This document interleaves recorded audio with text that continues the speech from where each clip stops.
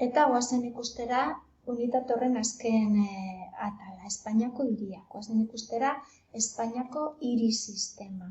Hiriak ez doaz bakoitza bere kabuz, hiriak daude haien artean, badaude lotuta badago harreman ekonomiko, politiko, administratiboa, hiria handiek eragina daukate txikietan, eta bar, bale?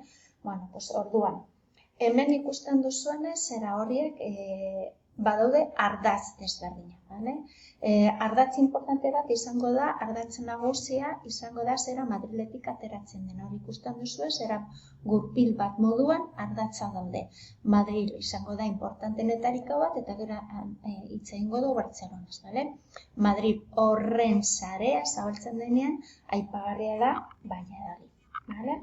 Baina badaude beste ardatz importante batzuk, bale? Zentrotik ateratzen ez direnak, demagun Galiziakoa, bale? Galiziakoa Atlantiko kosta, Vigo, Santiago, Coruña, Ferrol, hori lirateke. Badaukagu Kantauriko ardatza, Oviedo, Gijón, Santander, bale? Eta helduko litzatekena, zera hori izenak adierazten duen bezala, pues Kantabriko osoan, bale? Baina horren zera, ikusten duzuenez, zera berde hori, bale?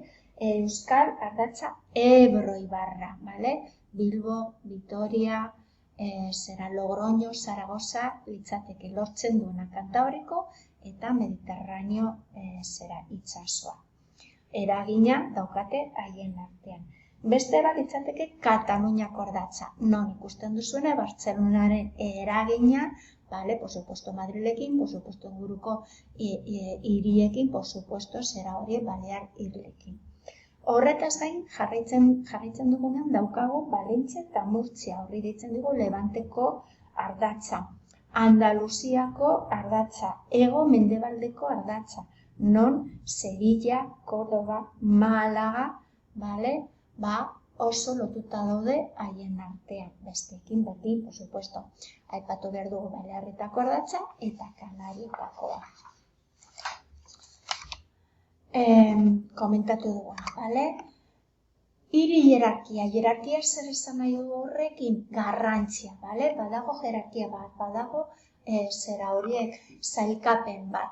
Depende nolakoa den zei zaborra ditu hiri horiek, antolatzen ditugu hiri globalak edo metropoli nazionalak. Hemen daude Madril eta Bartzelona direlako, zera Espainian pisu handiena dituzten hiriak. Bale? Hiri horiek lotuta daude ez bakarrik Espainiako beste hiriekin, baizik eta munduko beste hiriekin.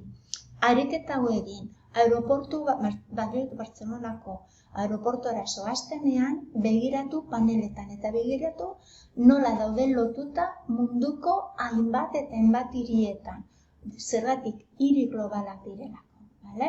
Ekonomikoki lotuta daude hainbat eta hainbat munduko beste herrialdeekin. Horren azpian, hierarkia horretan daukagu nazioiko hiriak. Hemen kokatzen ditugu Espainiako beste hiri importanteak, jakina, non Valentzia, Bilbo, Zaragoza, Sevilla, Málaga, bale? Importante dira jakina, baina ez Bilbo eta ez barkatu Madrid eta Bartzelona bezain beste. Horrezagatik esaten dugu, bigarren mailako hiri globalak direna. Vale. Hirugarren zera mailan daude eskualdeko hiriguneak. Importante direla jakina, baina hirugarren urratzean daude, bale? Orduan horiek izaten dira adibidez probintzietako hiriburuak. Eragin handia daukate bere geografia arloan dauden lekuetan. Donostia, Alicante, Gasteiz, lirateke, mota horietako hiriak. Horren azpian ditugu, beste pisu badaukaten hiriak. Gehienak izaten dira probintzietako hiriburuak, hiri ertainak demagun Gijón, dakizunez Asturiasen dago, importantea da, oso Barakaldo, Bizkaian dagoena, ez da hiriburua, baina hiri ertaina da eta pisu handia dauka. Eta ja azken zera hierarkia horren azken pisuan jartzen dugu hiri txikiak eta eskualde burua direna. Hau da, Gijón, Barakaldo bezalakoa, baina txikiagoa direnak. Importantea bere zera zentroan, baina bestekin konparatuz zera azken urratzen daude. Eta honekin ematen dugu bukatutzat ikasgaia, unitatea, bale, laugarren.